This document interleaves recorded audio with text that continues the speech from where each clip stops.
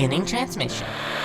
This is the audio log of Dr. Cool, O5 Council member, as well as Supreme Commander of Mobile Task Force Alpha 1, also known as the Red Right Hand. Hello everyone. Now, this is the second part of Agent Lovegood's request for SCP files. Of course, this was the first SCP file that she told me, but she meant another one, because she got the numbers mixed up. However, I agreed to just do a minor little briefing on it, if she's ever interested in the project and wishes to do it. That is, if Miss Lovegood, you like cold weather. I, for one, personally do not, but then again, everyone else's preferences to weather are different. However, today we will be starting this file. I honestly do not know much about it, so it will also be a learning process for me, which is always fine. Anyway, let us get on with our file for today. Item number SCP-924, Object Class Euclid, Special Containment Procedures. All specimens of the SCP-924 are to be kept in a separate 7 meter by 7 meter by 7 meter saltwater tanks within Site 46. The water is to be kept at a steady temperature of 1.6 Celsius or 35 degrees Fahrenheit. All observation points are to be constructed of reinforced glass. If a tank must be entered for reasons of experimentation or cleaning, the water is to be heated to a temperature of 7 degrees Celsius, or 44.6 degrees Fahrenheit. Entering tanks outside of these conditions is prohibited. Each SCP-924 is to be supplied with 85 kilograms of fresh meat on a monthly basis. The capture or elimination of wild specimens of SCP-924 is to be carried out by Special Task Force TAL-2, also known as the Polar Pathfinders. In fact, they have actually sent me requests lots of times to witness them basically eliminate some of these. However, I, of course, cannot stand cold weather, and so I politely turned down the Mobile Task Force commanders. Anyway, description. SCP-924 is a species of pale humanoid, measuring approximately 2 meters or 6.5 feet in height. The entities have an appearance of a waterlogged human corpse, with the addition of several bony antler-like growths on the head and a set of external gills located just below the ribcage. They are capable of swimming at speeds up to 30 kilometers and surviving at depths of up to a kilometer.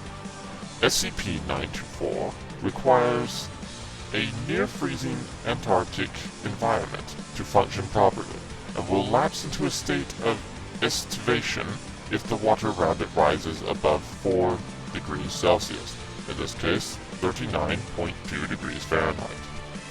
SCP-924 is an ambush predator, attacking prey from underwater using either a hole in the ice as an appropriate ambush location, or by simply breaking through the ice itself.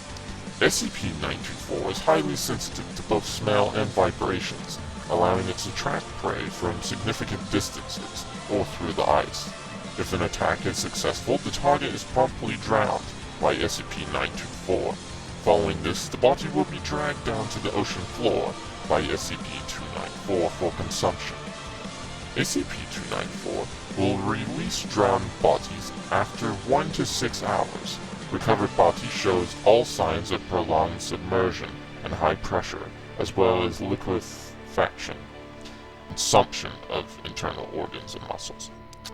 Bodies will also contain high levels of virulent bacteria, which, when exposed to human body, will break down most types of connective and muscle tissues, while leaving skin and bones unharmed. Bacteria will remain active within the body for up to 2 weeks after feeding. SCP-924 was first recorded as a series of mysterious disappearances of ice fishermen in the area around. While the species requires a below-freezing environment to function properly, as its internal activity lessens as the temperature around it increases. It has been known to migrate south during the winter to find prey. The southernmost encounter with SCP-924 was approximately 3 miles outside Michigan. Addendum. An incident on 20, while resulting in no casualties, proved that SCP-924 are capable of supporting themselves and moving outside of water, and that attacks on unwary fishing vessels are possible. Special Task Force TAL-2 has revised their protocols accordingly. Alright. Well, Miss Lovegood, if you are ever in the area of the containment protocols for Site-46, and you would like to see this specimen of SCP-924, then here is the file for you. Just remember not to make any sudden moves on the ice or glass, and yes, you should be fine. TAL-2, or Special Task Force TAL-2, are very, very veteranized in this area of expertise, so you are within safe hands. In fact, I know a few of the commanders that work for that task force.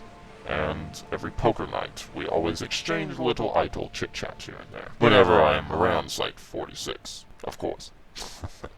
But, nevertheless, if you would like any audio logs to be read, either you are working for the Foundation, or you would simply like to hear your favorite SCP, then please do not hesitate to tell me which article file you would like to hear. I would gladly do it. Anyway, this is Dr. Cool, 05 Command, signing out.